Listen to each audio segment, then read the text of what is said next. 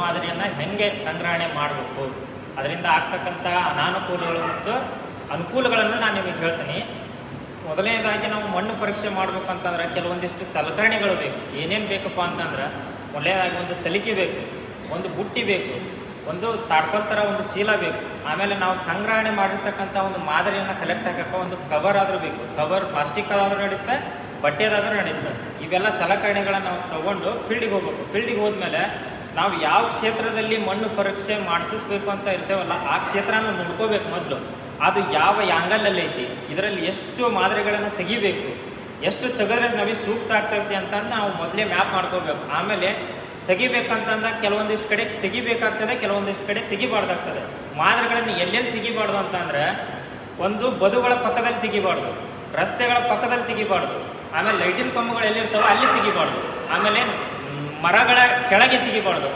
ಇವನ್ನು ಹೊರತುಪಡಿಸಿ ಬೇರೆ ಎಲ್ಲ ಕಡೆನೂ ತೆಗಿಬೋದು. ಆಮೇಲೆ ಎಲ್ಲಿ ಜಾಸ್ತಿ ನೀರು ಕೊಚ್ಕೊಂಡು ಹೋಗ್ತೈತಿ, ನೀರು ಹರ್ಕೊಂಡು ಹೋಗ್ತೈತಿ, ಅಲ್ಲಿ ಮಾತ್ರ ತೆಗಿಲೇಬಾರ್ದು ಮಣ್ಣಿನ ಮಾದರಿಯನ್ನು. ಇಲ್ಲಿ ಬಿಟ್ಟು ಮೊದಲು 1 ಎಕರೆ ಅಂತಂದರೆ ಒಂದು 5 ರಿಂದ 6 ಕಡೆ ನಾವು ಪಾಯಿಂಟ್ ಮಾಡ್ಕೋಬೇಕು. ಎಲ್ಲೆಲ್ಲಿ ತೆಗಿಬೇಕಂತ ಪಾಯಿಂಟ್ ಮಾಡ್ಕೊಂಡಾದ್ಮೇಲೆ ಆ ಪಾಯಿಂಟಲ್ಲಿ ವಿ ಶೇಪಲ್ಲಿ ನಾವು ಮಾದರಿಗಳನ್ನು ತೆಗಿಬೇಕಾಗ್ತದೆ. ಒಂದೊಂದು ಕಡೆ ಜಿಗ್ಜಾಗಲ್ಲಿ ತಕ್ಕೊಂತ ಹೋಗಿ ಮಾದರಿಗಳನ್ನೆಲ್ಲ ತೆಗೆದು ಕ್ರೋಢೀಕರಿಸ್ಬೇಕು. ಒಂದು ಕಡೆ ಆ ಕ್ರೋಢೀಕರಿಸಿದ್ದನ್ನು ನಾವು ಭಾಗ ಮಾಡ್ಕೋಬೇಕು.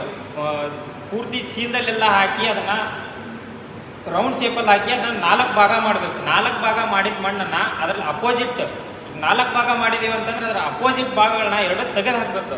ಇದೇ ರೀತಿ ಮಾಡ್ತಾ ಒಂದು ಅರ್ಧ ಕೆಜಿ ಮಣ್ಣು ಆಗೋವರೆಗೂ ಅದನ್ನ ಆ ಪ್ರಕ್ರಿಯೆನ ಮುಂದುವರ್ಸ್ಕೊಂತಾನೆ ಬರಬೇಕು. ಮುಂದುವರ್ಸ್ಕೊಂತ ಬಂದ್ಮೇಲೆ ಆ ಅರ್ಧ ಕೆಜಿ ಮಣ್ಣನ್ನು ನಾವು ಅದು ಒಂದು ಪ್ಲಾಸ್ಟಿಕ್ ಕವರಲ್ಲೇ ಆಯ್ತು ಅಥವಾ ಬಟ್ಟೆ ಕವರ್ನಲ್ಲಾದರೂ ಹಾಕಬೇಕು. ಹಾಕಾದ್ಮೇಲೆ ರೈತರ ಕೆಲವೊಂದಿಷ್ಟು ಮಾಹಿತಿಗಳು ಬೇಕಾಗ್ತದೆ ನಮಗೆ.